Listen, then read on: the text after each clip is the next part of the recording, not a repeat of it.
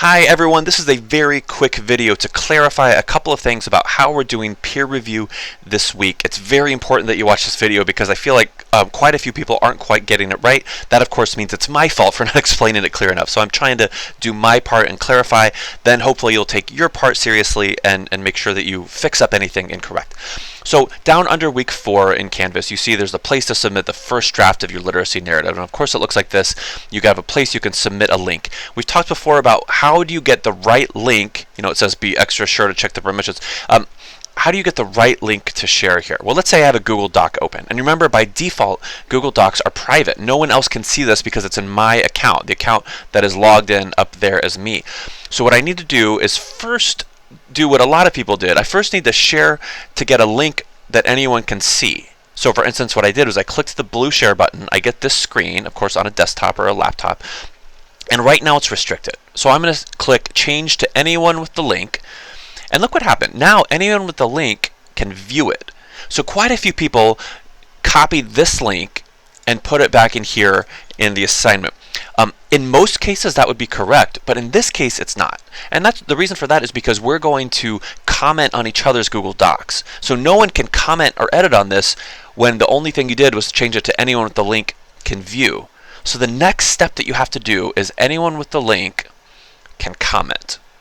You see how it's updating? Now this is the link that I'm going to submit here instead.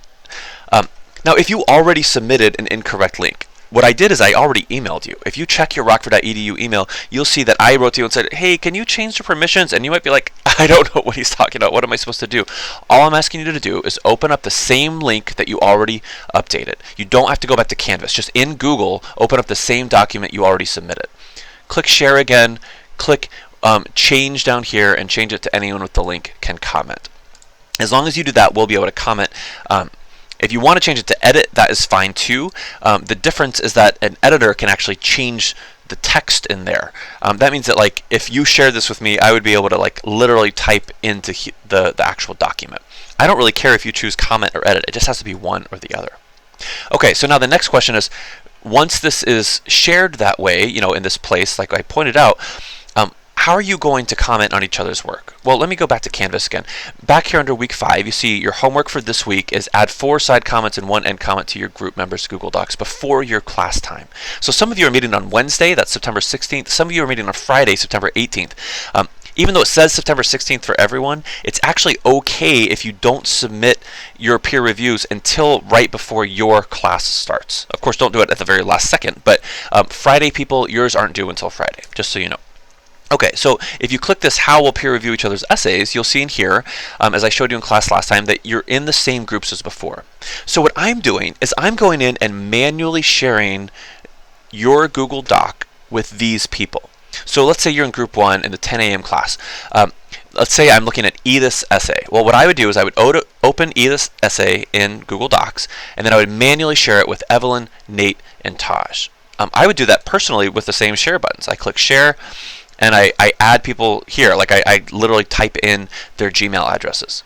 And you might say, Dr. Stedman, how do you have my Gmail address? How do you know where to get that? Well, I got it way back in week 1. You remember when I gave you this assignment, setting up Google Drive and Discord, and I asked you for what Google Drive account do you want to use in this class?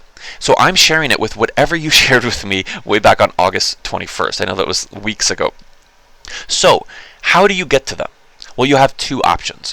One, if you open up the Gmail that you shared with me way back in week 1, you should have an email there saying, hey, here's a link to, you know, if you're in group 1, here's a link to Edith's essay, and here's another email with a link to Evelyn's essay, and here's another email with a link to Nate's essay. It'll just go on and on and on like that. If you don't have those emails in that Google account, that means that student didn't submit it yet. Or maybe they submitted it and I can't read it and I couldn't share it yet. I didn't have the right access. You know what I mean? So if you only have 1 or 2 or 0 emails in that Gmail account, it's probably not you. It's probably you just need to wait and kind of see. It'll show up there eventually. The other place to get it is if you log into Google Drive. Let me kind of back up here a second. The way I get to Google Drive is I just type drive.google.com. If you go to Google Drive and you click the little shared with me thing over here on the left, you can see all the documents that anyone has ever shared with you. And in there, you should see all the ones that I shared with you from your group members. So in other words, if you're Edith, you should see under Shared With Me a document by Evelyn, by Nate, and by Taj that I went and shared with you manually. Does that make sense at all? Okay, so once you get access to it, either through your email or through the Shared With Me, what are you supposed to do? Well, you can see you're supposed to add at least 4 side comments and write 1 end comment, some of which should do all of those things. So at least one should be a believer, at least one should be a doubter, etc. Well, to do that in a Google Doc, it's really, really easy. All you have to do is highlight the thing you want to comment on, like maybe this sentence, and there's a few ways. You see, once I highlight, I get this little plus button, and if I hover over it, add a comment. Okay, well, let's do it. Here's a comment. And I can hit comment. There it is. Someone else can respond to it if they want. You know, they could hit it and say, like, I think so too. I'm asking you to do that 4 times.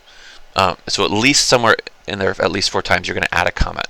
Now there are other ways. If you highlight and you do Control-Alt-M on a PC, it'll magically pop up. If you type a comment and you hold Control and do Enter, it'll make it go like that. You can also highlight something and do Insert, and I think comment is there too. You see Control-Alt-M. So there are so many ways to do this, but the point is I want you to at least 4 times add comments. Then at the very end, I want you to add an end comment. And I gave you some advice in class about how to do that. But remember, that should be an overarching comment where you say, maybe I'll change the font and the color to make it kind of clear that it's me, right? Hey, Nia, great job. And, and you'll write some stuff there, and then you'll sign it. So in addition to your 4 other ones, you'll kind of write like a sum up all the things that you noticed. Now, if you don't have edit permissions on that Google Doc, you might have to do that in a comment. So you might just highlight the last couple words and do like, hey, Nia, great job. And if it's at the end, I'll count that as your end comment, even though it's on the side. I won't count it as one of your 4. It'll be like a 5th one. Of course, you can go way beyond 4 and 5 too. So this is what I'm asking you to do before I see you again on Wednesday or Friday. Have already read it, have already commented in there. So of course, to do that, you have to have access to it. Make sense? So if you have not correctly given access, or if you're not sure, please, please, please, right now, go into your Google Doc, the same one you shared, click share and get it shared with me. Get the permission shared correctly so we can comment or edit right away. And then before Wednesday or before Friday, add those comments, and then when you get to class, you'll be ready to talk about it. You'll be like, hey, I'm so sure I know exactly what Nia was doing well and what she was doing poorly that I can have a great conversation. Okay, great. Looking forward to seeing you in class. See you later. Bye.